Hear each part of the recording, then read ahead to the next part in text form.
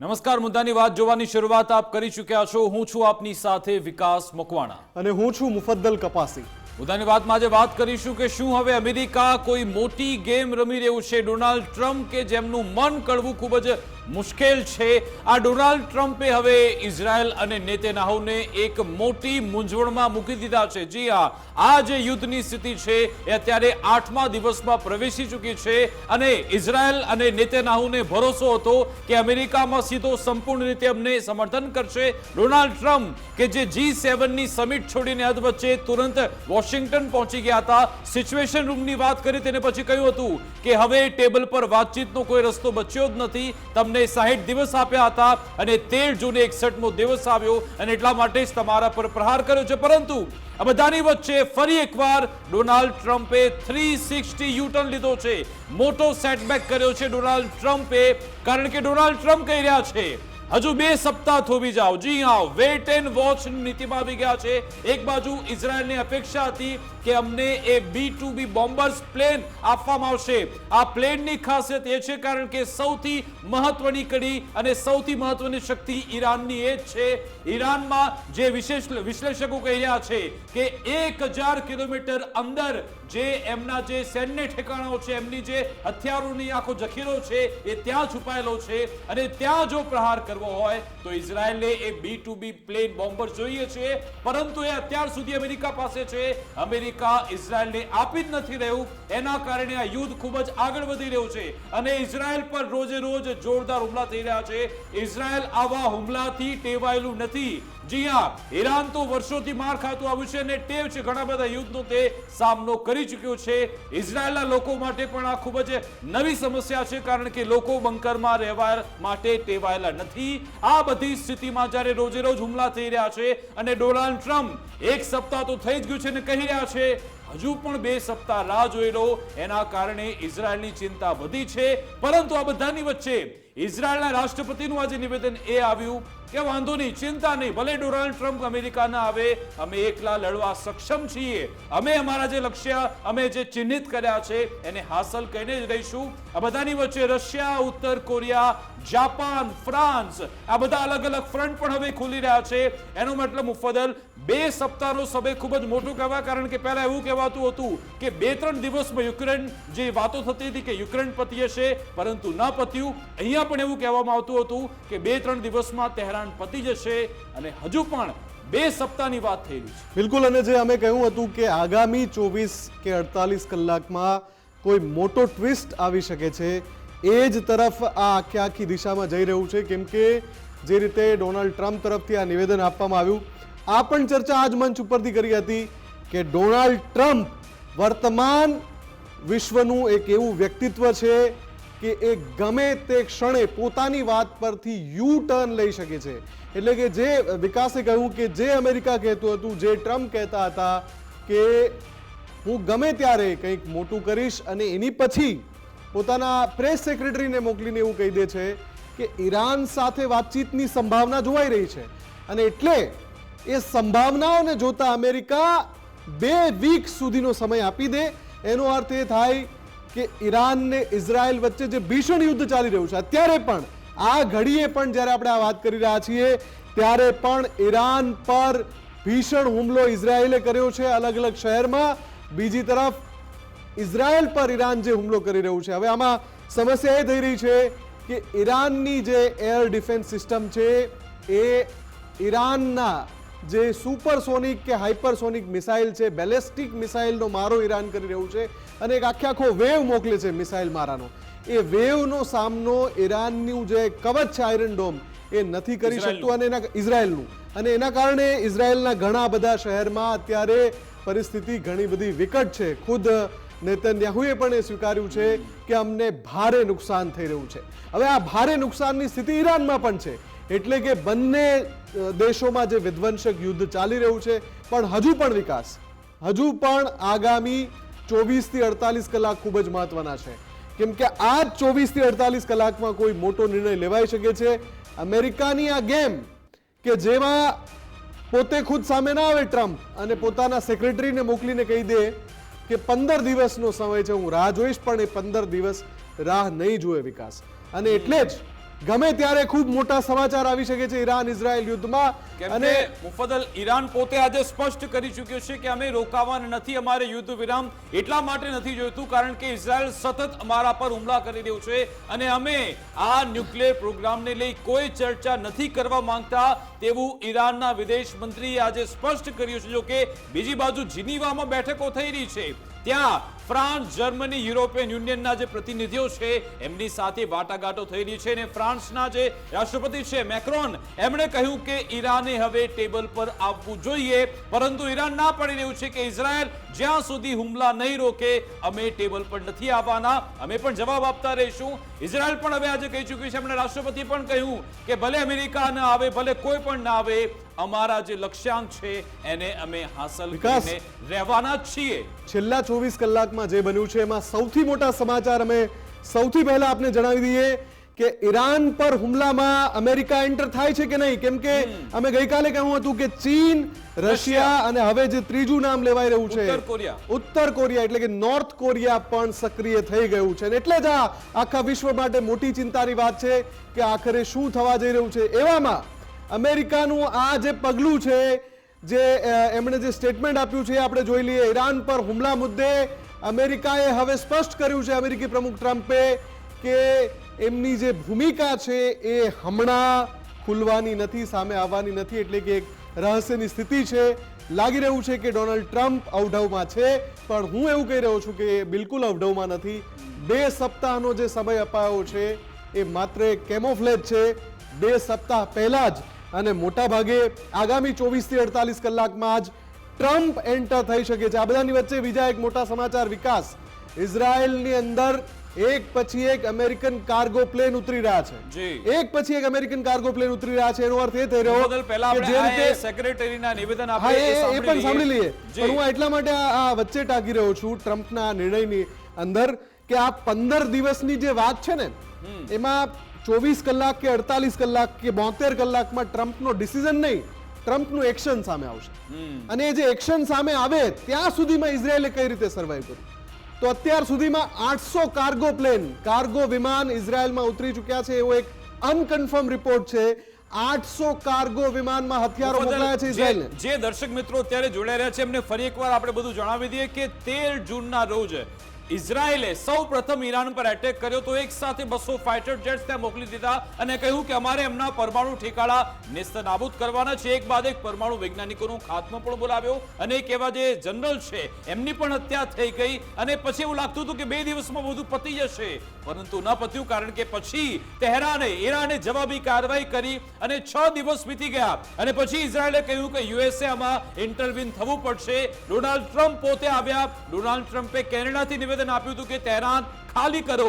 એ Donald Trump હવે કેવો U turn લઈ રહ્યા છે. ડોનાલ્ડ ટ્રમ્પ પોતે કહી ચૂક્યા હતા કે મને CIA નો રિપોર્ટ મળ્યો છે કે ઈરાન પાસે ન્યુક્લિયર હથિયાર છે અને ન હોવા જોઈએ, એટલા માટે સિચ્યુએશન રૂમની વાત પણ તેમણે કરી હતી. પરંતુ આ બધાની વચ્ચે ગઈકાલે મોડી રાત્રે એમના જે પ્રેસ સેક્રેટરી છે એમના તરફથી એમણે નિવેદન બહાર પાડ્યું અને એના કારણે કદાચ ભલે નેતન્યાહુ નથી બોલી રહ્યા, પરંતુ નેતન્યાહુનો અત્યારે વિશ્વાસ ડગમગ્યો છે કારણ કે એમને એવી શ્રદ્ધા હતી, એમને વિશ્વાસ હતો કે ડોનાલ્ડ ટ્રમ્પ હવે ખુલીને બહાર આવી ગયા છે. એમણે કહ્યું કે કોઈ વાતચીતનો અવકાશ નથી. એની વચ્ચે જ્યારે 2 સપ્તાહનો સમય આપવામાં આવ્યો, એમના જે સેક્રેટરી છે એમના તરફથી કયા શબ્દો વાપરવામાં આવ્યા, શું મેસેજ આપવામાં આવ્યો ઈરાન, ઇઝરાયલ અને આખી દુનિયાને, એ સાંભળ્યું. Regarding the ongoing situation in Iran, I know there has been a lot of speculation amongst all of you in the media regarding the president's decision making and whether or not the United States will be directly involved. In light of that news, I have a message directly from the president, and I quote, "Based on the fact that there's a substantial chance of negotiations that may or may not take place with Iran in the near future, I will make my decision whether or not to go within the next 2 weeks." That's a quote directly from the president for all of તો within 3 સપ્તાહનો સમય લાગી શકે છે, એટલે મહિનો પણ થઈ જાય. 2 or 3 weeks આ જે શબ્દ વાપર્યો છે એ સીધો ઈશારો કરી રહ્યો છે કે, અને ટ્રમ્પના કિસ્સામાં બધાને ખબર છે કે ટ્રમ્પ જે કહે છે એ કરતા નથી. એટલે અહીંયા પણ આ મેસેજ જે વાયા પ્રેસ સેક્રેટરી મોકલાવ્યો છે, જે અત્યારે સ્ક્રીન પર દેખાઈ રહ્યા છે, એ મેસેજની પાછળનું તથ્ય બીજું હોઈ શકે છે. અને એટલે જ હું કહું છું કે 24 થી 48 કલાક રાહ જુઓ. હવે કોઈ ડિસિઝન બહાર નહીં આવે, હવે કોઈ સ્ટેટમેન્ટ નહીં આવે, હવે સીધું એક્શન બહાર આવશે, પણ એ 72 કલાક કાઢવા, જો માનો કે 72 પણ કલાક કદાચ એવું પણ બની શકે કે જે 24 થી 48 કલાકમાં રશિયા એક્ટિવ થયું, રશિયાએ કહ્યું કે વોશિંગ્ટનનું નામ ટાંકીને કહેવામાં આવ્યું કે તમે આ ઈરાનના યુદ્ધમાં ના વચ્ચે પડો, એવું સીધું કહેવામાં આવ્યું. ચીને કહી દીધું કે ભાઈ તમે ઇઝરાયલ તમે સીઝફાયર કરી લો. અને આજે રશિયાએ કહ્યું છે કે જો આમાં અમેરિકા કોઈ હિમાકત કરે છે તો પેન્ડોરા બોક્સ ખુલી જશે. આવા શબ્દોનો ઉપયોગ રશિયાએ કર્યો છે અને કહ્યું કે નકારાત્મક જે પરિણામ આપશે એના માટે જવાબદાર અમેરિકા રહેશે, એવું રશિયાએ કહ્યું. કદાચ એના કારણે ડોનાલ્ડ ટ્રમ્પ વિચારી રહ્યા છે, કારણ કે એ જે એક સૂત્ર સાથે આવ્યા હતા, મેક અમેરિકા ગ્રેટ અગેન, માગા, આ જ સૂત્ર સાથે તે આ રાષ્ટ્રપતિ પદની ચૂંટણી જીત્યા હતા. અને હવે પછી ત્યાંના લોકોએ પણ કહી રહ્યા છે કે તમે તો કહેતા હતા કે વિશ્વના યુદ્ધમાં અમે નહીં જઈએ, તો પછી કેમ જઈ રહ્યા છે આ બધા ફ્રન્ટ. અને હવે તો નોર્થ કોરિયાનું નામ પણ જોડાઈ ગયું છે. તમે જુઓ, રશિયા, ચાઇના, નોર્થ કોરિયા, આ બધા જો ઈરાનના સમર્થનમાં આવી જાય તો અમેરિકા, કારણ કે એમનો એક દુશ્મન પણ છે ચાઇના, જો આવી સ્થિતિમાં અમેરિકા કૂદે તો એ બધા વિકલ્પ અત્યારે ડોનાલ્ડ ટ્રમ્પ તપાસી રહ્યા છે. કદાચ આ શક્યતા પણ હોઈ શકે. અને તમે જે કહી રહ્યા છો કે ડોનાલ્ડ ટ્રમ્પને કળવું ખૂબ જ મુશ્કેલ છે, I may do it, I may no do it, કદાચ 24 કલાકમાં કોઈ મોટો નિર્ણય પણ લઈ શકે. જે રીતે સદ્દામ હુસેન માટે ઈરાકમાં લોકો ઘૂસી ગયા હતા, બની શકે ઈરાનમાં પણ અમેરિકાની સેના ઘૂસી જાય. અને જે રીતે મુનીર સાથે મુફતલ મુલાકાત કરી, આજ કોઈ એક પ્રકારનો પ્રોગ્રામ તૈયાર થયો હોય કે પાકિસ્તાનની જમીનનો ઉપયોગ થાય અને પછી ઈરાનમાં ઘૂસવામાં આવે. બિલકુલ. અને અત્યારે જે એક બીજા મોટા સમાચાર છે એ પણ મારે એડ કરી દેવા છે. યુએનના ચીફનું નિવેદન આવ્યું છે, એન્ટોનિયો ગુટેરસનું નિવેદન આવ્યું છે, એ પણ મારે એડ કરી દેવું છે. થોડી વાર બ્રેકિંગ રોકી દો. હમણાં યુએન ચીફે કહ્યું છે કે ઈરાન અને ઇઝરાયલ યુદ્ધને આખી દુનિયા જોઈ રહી છે અને ઈરાન અને ઇઝરાયલ યુદ્ધમાં બંને દેશોને ભારે નુકસાન પહોંચ્યું છે. ઈરાનને પણ ભારે નુકસાન પહોંચ્યું છે, ઇઝરાયલને પણ. યુએન પણ એ જ વાત કહી રહી છે જે હમણાં મેં કહ્યું હતું કે આમાં કોઈ એક દેશ છે એ જ નથી ધરાવતો, અથવા તો એવું નથી કે આ યુદ્ધમાં કોઈ એક દેશ ફાયદામાં હોય, કોઈ એક દેશ નુકસાનમાં હોય. બંને રાષ્ટ્રોને, ઈરાન ને ઇઝરાયલ, બંનેને ભારે નુકસાન થઈ રહ્યું છે. અને યુએનનું પણ આ સ્ટેટમેન્ટ છે. અને પરમાણુ જે સંયંત્રો છે બંને રાષ્ટ્રોના, ત્યાં પણ હુમલાઓ થઈ રહ્યા છે, કેમ કે ઈરાને પણ ઇઝરાયલના પરમાણુ સંયંત્ર પર હુમલો કર્યો છે. ઇઝરાયલ તો લગાતાર કરી રહ્યું છે, એક પછી એક પરમાણુ સંયંત્રો પર હુમલા કરી રહ્યું છે ઈરાનના. એટલે આ જે યુએનનું સ્ટેટમેન્ટ છે એ પણ આવી ગયું છે. પણ આ બધાની વચ્ચે જે હમણાં આપણે વાત કરવી હતી કે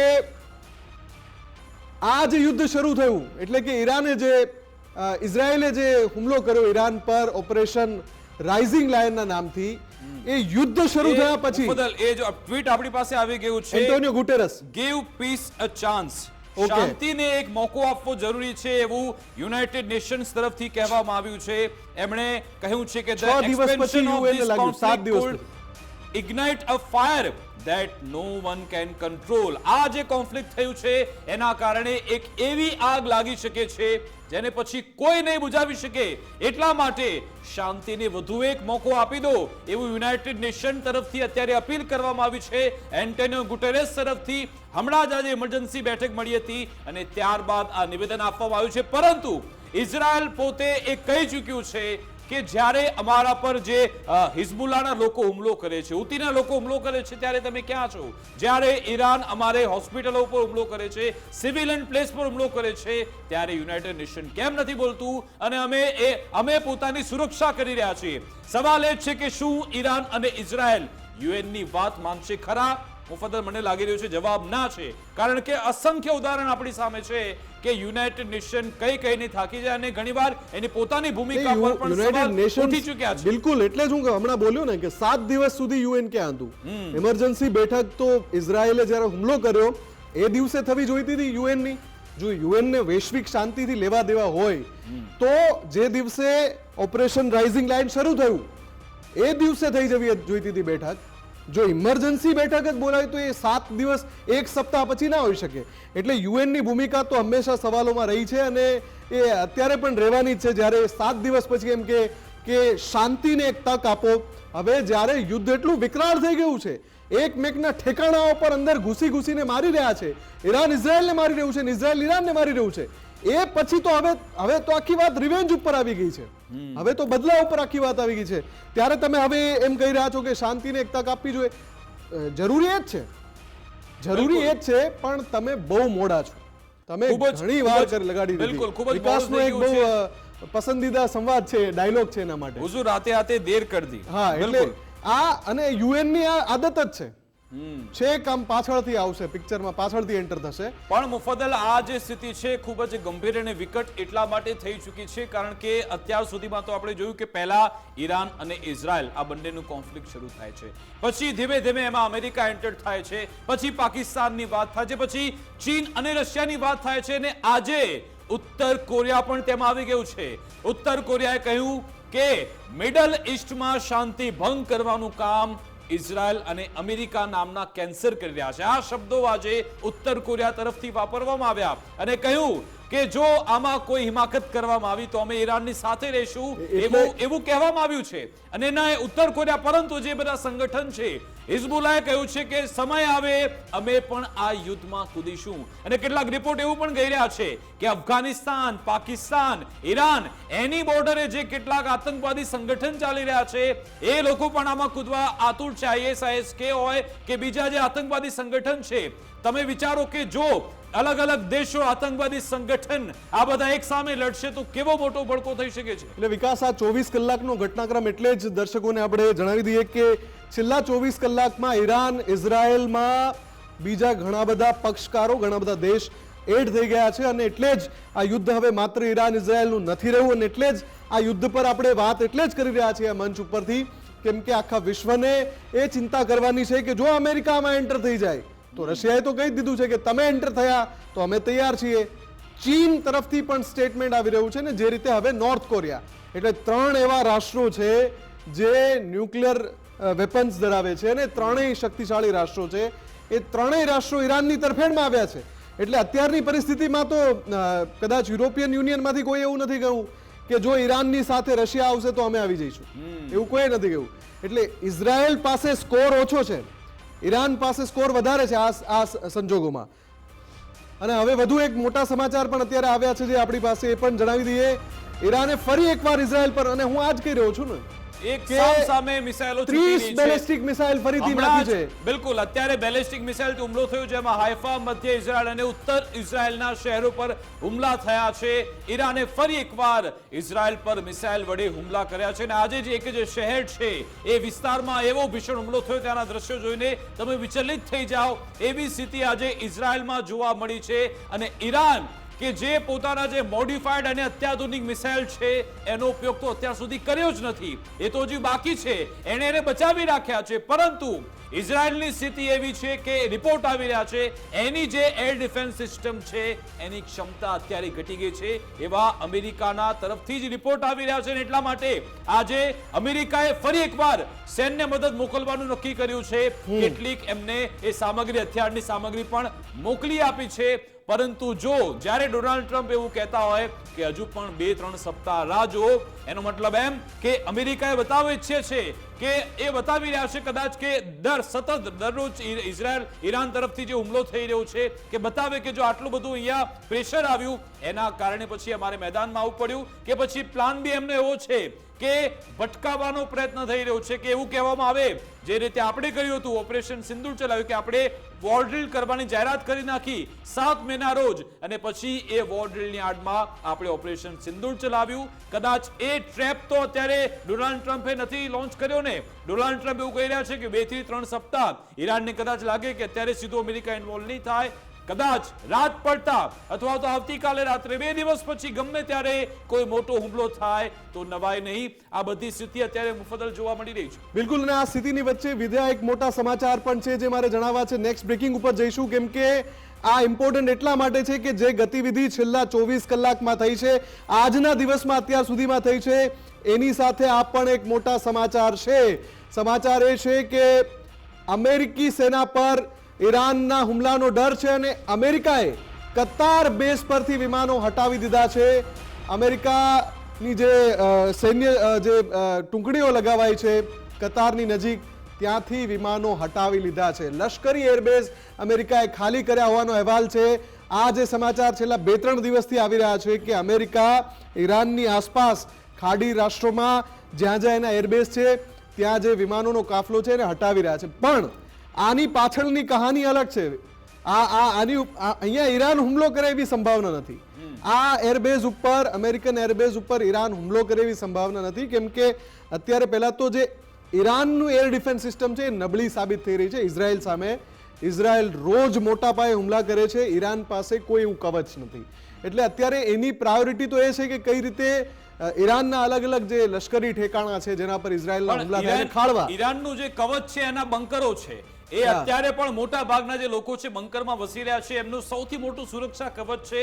અને ભૂતકાળની હું યાદ અપાવી દઉં તો ઈરાને આવી રીતે, અમેરિકા એ જ કેલ્ક્યુલેશન કરી રહ્યું છે ડોનાલ્ડ ટ્રમ્પ, કે જ્યારે આવી પહેલા સ્થિતિ આવી હતી ઈરાને આવી રીતે એરબેઝ પર અટેક કર્યો હતો અને આ એરબેઝનો અટેક ત્યારે સક્સેસફુલ રહ્યો હતો. ત્યારે અમેરિકાને મોટું નુકસાન થયું હતું, કારણ કે જ્યારે ઇઝરાયલ એ તો કદાચ પોતાની રક્ષા કરી લેશે, પરંતુ ઈરાનની આસપાસ જે એરબેઝ અમેરિકાએ ગોઠવ્યા છે, જો ત્યાં નુકસાન થયું તો એ મોટું નુકસાન અમેરિકાને કદાચ ભોગવવું પડે છે.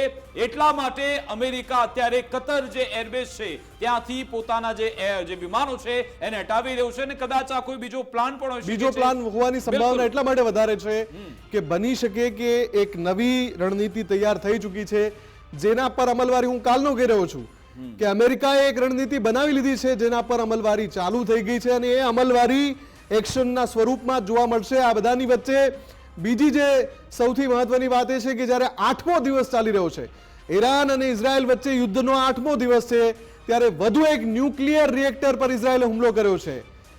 ઈરાનના વધુ એક ન્યુક્લિયર રિએક્ટર પર ઇઝરાયલે હુમલો કર્યો છે અને સાથે તહેરાનમાં પણ એર સ્ટ્રાઇક કરી છે. ઈરાનની રાજધાની લગાતાર દરરોજ હુમલાનો સામનો કરી રહી છે, ચાહે એ ઇઝરાયલની રાજધાની તેલ અવીવ હોય કે ઈરાનની રાજધાની તહેરાન હોય. દરરોજ આ મુખ્ય ટાર્ગેટ હોય છે. અને આજે પણ ઇઝરાયલે જે પરમાણુ સંયંત્ર છે ઈરાનની અંદર ત્યાં હુમલો કર્યો છે અને ફરી એકવાર તહેરાનની ઉપર હુમલો કર્યો છે, કેમ કે ઇઝરાયલ પાસે જે એરફોર્સ છે, શક્તિશાળી એરફોર્સ છે, એમની પાસે જે ફાઇટર જેટ્સનો કાફલો છે એનો જવાબ પણ ઈરાન પાસે નથી. અને બીજી તરફ ઈરાનની જે બેલિસ્ટિક મિસાઇલ્સ છે જેના ઉપર વર્ષોથી ઈરાન તૈયારી કર્યું હતું કે કોઈ મોટું યુદ્ધ થાય તો આનો ઉપયોગ કરીશું, એ બેલિસ્ટિક મિસાઇલનો જવાબ કદાચ ઇઝરાયલ પાસે નથી આ ઘડીએ.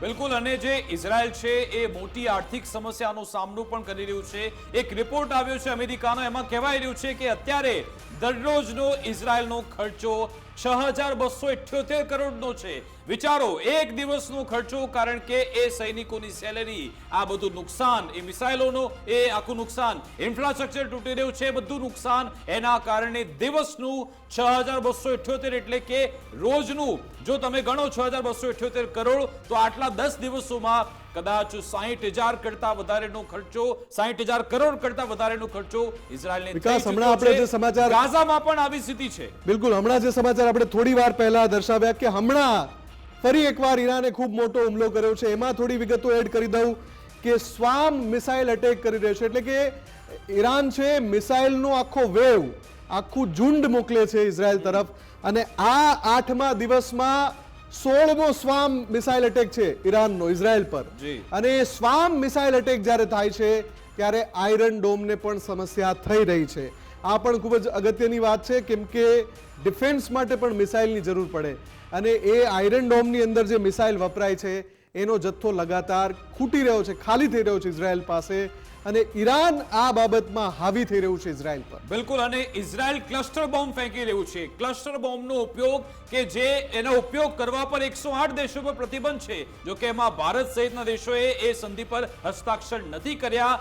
જો કે ઇઝરાયલ રોજે રોજ ઈરાન પર ક્લસ્ટર બોમ્બ ફેંકી રહ્યું છે, અને હમણાં જ ઇઝરાયલ ડિફેન્સ ફોર્सेस પર ફરી એકવાર સ્પષ્ટતા કરી છે, અમે વધુ એક ક્લસ્ટર બોમ્બનો જથ્થો ઈરાન પર મોકલવા જઈ રહ્યા છે.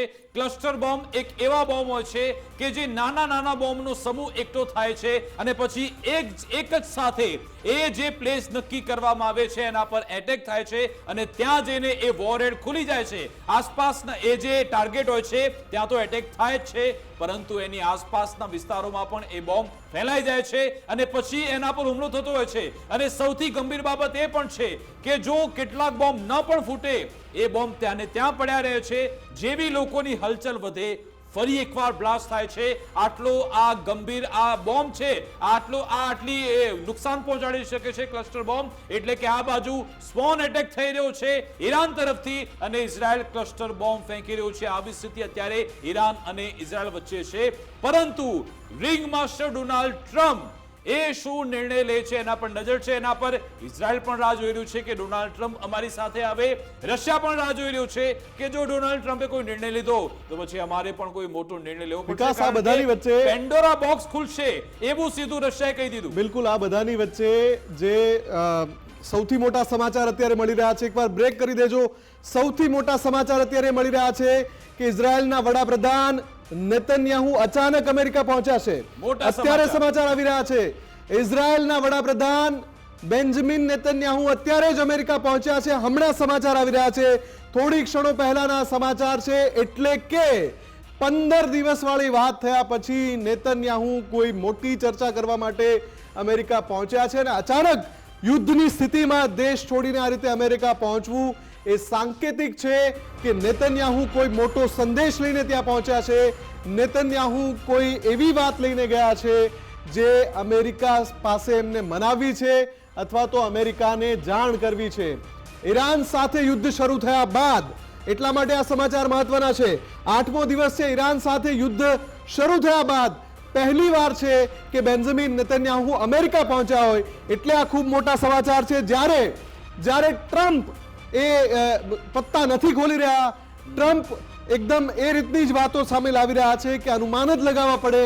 એ અનુમાનોની વચ્ચે નેતન્યાહુ પિક્ચર ક્લિયર કરવા માટે અમેરિકા પહોંચ્યા છે એવું કહી શકાય. વિકાસ, બિલકુલ, અત્યારે નેતન્યાહુ ભલે વિશ્વની સામે એવું કહી રહ્યા છે કે અમે ખૂબ જ કોન્ફિડન્સમાં છે, પરંતુ ખરા અર્થમાં તેમનો એક કોન્ફિડન્સ અત્યારે તૂટ્યો છે. કારણ કે ડોનાલ્ડ ટ્રમ્પે જે યુટર્ન લીધું, ડોનાલ્ડ ટ્રમ્પ કે જે કાઉબોયની માફક ફરી રહ્યા હતા, જે હોલિવૂડની ફિલ્મો બતાવવામાં આવે છે કે હવે તો તમારો ખાત્મો નક્કી છે, હવે એ ઇંતકાલની ઘડી આવી ગઈ છે, આવી વાતો ઈરાન માટે તેમણે કરી હતી કે ખાલી કરી દઉં તહેરાન.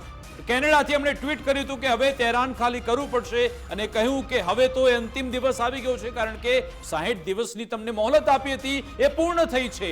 આ બધાની વચ્ચે જ્યારે ડોનાલ્ડ ટ્રમ્પ એવું કહી રહ્યા છે કે અત્યારે મારે એમાં આગળ નથી વધુ, સિચ્યુએશન રૂમ બંધ કરી દો, 2-3 સપ્તાહ સુધી પછી તમે રોકાઈ જાઓ, ત્યાં સુધી નિર્ણય આપ્યો છે. એટલે કે ઇઝરાયલે કહ્યું કે ભાઈ અમે આ બધું અમારા આશયાનો ખોલી મૂક્યા છે, અમે ઈરાન વચ્ચે સીધા યુદ્ધમાં ઘૂસી ગયા છે. આ વચ્ચે તમે જ્યારે અમને સીધું સમર્થન, અને તમે યાદ કરો મુફદ્દલ, ડોનાલ્ડ ટ્રમ્પે જે વાત કરી હતી કે we have total control over Iran air space, we શબ્દનો ઉપયોગ કર્યો હતો. એટલે કે અમારી અને ઇઝરાયલ અને આ બંનેનો સમય પણ થઈ ગયો છે. બિલકુલ, એ વાત એમણે કરી એને ઘણો સમય થઈ ગયો છે. એટલે આમાં જે અને એ સ્થિતિમાં પછી પાછળ હટી ગયા છે. આમાં સૌથી અગત્યની વાત એ છે કે ફોર્દો ન્યુક્લિયર બેઝ, ઈરાનનો જે ફોર્દો ન્યુક્લિયર બેઝ છે કે જે જમીનથી લગભગ 1 કિલોમીટર નીચે છે, જમીનથી લગભગ 1 કિલોમીટર, 1.5 કિલોમીટર જેટલું ઊંડાણમાં જમીનની અંદર એ બેઝ બનેલો છે અને એને નષ્ટ કરવાની અમેરિકાની અને ઇઝરાયલની બંનેની તૈયારીઓ છે.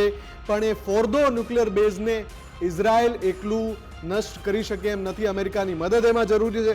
અને આ બધાની વચ્ચે વિકાસ, આપણી પાસે સમય ઓછો છે, એ વાત પણ સાથે કહી દઈએ કે આ બધી પરિસ્થિતિઓમાં પાકિસ્તાન ફરી એકવાર નિર્વસ્ત્ર થઈ ગયું છે. પાકિસ્તાન અને સાથે સાથે ડોનાલ્ડ ટ્રમ્પની એ વાત પણ જુઠ્ઠી સાબિત થઈ રહી છે કે એમણે ભારત અને પાકિસ્તાન વચ્ચે સીઝ ફાયર કરાવ્યું. હવે આ દુનિયાએ નક્કી કરવાનું છે. હું એક ક્લિપ સંભળાવવા જઈ રહ્યો છું. એ ક્લિપ સાંભળીને દર્શકોએ નક્કી કરવાનું છે કે ટ્રમ્પ કેટલું જુઠ્ઠાણું ચલાવે છે. કેમ કે પાકિસ્તાનના નાયબ વડાપ્રધાન ઇશાક ડારે નેશનલ ચેનલ પર, પાકિસ્તાનના નેશનલ ટીવી પર કબૂલી લીધું કે અમે સીઝ ફાયર માટે સાઉદીના પ્રિન્સને કહ્યું હતું કે હા, તમે ભારતના વિદેશ મંત્રી એસ જયશંકર સાથે વાત કરો. મેં કહ્યું ત્યારે પછી પ્રિન્સે ફોન કર્યો. આ શબ્દો શુદ્ધ હિન્દીમાં ઇશાક ડાર, પાકિસ્તાનના નાયબ વડાપ્રધાન બોલ્યા છે. અને એટલા માટે બ્રેકિંગ કરી દો, એ તમારી પાસે હોય તો બ્રેકિંગ કરી દો. ઇશાક ડારનું આ જે નિવેદન છે એના પરથી સ્પષ્ટ થઈ રહ્યું છે કે આખી દુનિયામાં જે જુઠ્ઠાણું પાકિસ્તાને ફેલાવ્યું છે અને પાકિસ્તાનના એ જુઠ્ઠાણામાં અમેરિકા પણ ભળી ગયું, એ જુઠ્ઠાણાનો જવાબ ખુદ પાકિસ્તાને આપી દીધો છે. શું કહ્યું ઇશાક ડારે? ધ્યાનથી સાંભળજો. वो उन्होंने जो कोशिश की तो उसके बाद बाय द वे उसके बाद विद इन 45 मिनट्स मुझे सऊदी प्रिंस फैसल साहब का फोन आया और उन्होंने मुझे वही बात की कि ब्रदर आई जस्ट अंडरस्टूड कि जी आपकी बात हुई है रूबियो से और अपना am I authorized to talk to Jaishankar also and convey के you know you are ready if they stop I say yes brother you can. और उन्होंने मुझे वापस फोन भी किया, प्रिंस फैसल ने को 20-25 में फोन किया कि मैंने जयशंकर साहब को ये कह दिया। तो बात यह है कि अगर ये उन्होंने अपना किरदार अदा किया है और वो क्रेडिट लेते हैं, 13 दफा ले ले 130 दफा ले लें, हमें उसको वेलकम करना चाहिए। તો આ બધાની વચ્ચે આમાં છે closing ને કરતા એક કરતા બિલકુલ ઇન્ફોર્મેશન વોરફેર પણ ચાલી રહ્યું છે, બિલકુલ, કારણ કે આ બિલકુલ. રીતના એ જ વાત સમાચાર કરીશું. મોકલવામાં આવતા હોય છે. હમણાં જે સમાચાર ફેલાવવામાં આવ્યા હતા કે નેતન્યાહુ અમેરિકા પહોંચ્યા છે, જો કે આ સમાચાર ખોટા સાબિત થયા છે. નેતન્યાહુ અત્યારે ઇઝરાયલમાં જ છે અને તે ક્યાંય જવાના નથી એવું ઇઝરાયલે અત્યારે સ્પષ્ટ કર્યું છે. પરંતુ જ્યારે પાકિસ્તાનની વાત આવી છે ત્યારે બીજા સમાચાર આપને એ પણ આપી દઈએ. એ મૌલાના મુનીર એમનો જે અમેરિકાનો પ્રવાસ છે એ હવે એક સપ્તાહ ઓર લંબાવવામાં આવે છે. તમે વિચારો કે પાકિસ્તાનના એ સૈન્ય વડા જે અમેરિકામાં રોકાયા છે, ગઈકાલે ડોનાલ્ડ ટ્રમ્પ સાથે લંચ કર્યું હતું અને હવે એમનો પ્રવાસનો સમયગાળો પણ એક સપ્તાહ સુધી વધી ગયો છે. આ બધી સ્થિતિ પર નજર રાખવી જરૂરી છે. એવી સ્થિતિમાં કે ઓપરેશન સિંદૂર ભારતનું હજુ ચાલુ છે ત્યારે પાકિસ્તાનને રેડું મૂકીને એનો સૈન્ય વડો અમેરિકામાં રોકાવાનો છે. બિલકુલ, એટલે આ બધા અલગ અલગ ફ્રન્ટ છે. વિશ્વમાં મહાયુદ્ધની અને વર્લ્ડ વોર 3 ની સંભાવનાઓ અત્યારે વ્યક્ત થઈ રહી છે, તેની આહટ અત્યારે સંભળાઈ રહી છે અને ઈરાન ઇઝરાયલ વચ્ચે તો પરમાણુ રંગ પણ ક્યાંક લાગી ચૂક્યો છે. આ તમામ ગતિવિધિ પર, તમામ મુદ્દાઓ પર નજર રહેશે અમારા વિશેષ કાર્યક્રમ અંતર્ગત. બસ આટલું જ. આપ જોતા રહો ગુજરાત ફર્સ્ટ ન્યૂઝ. નમસ્કાર.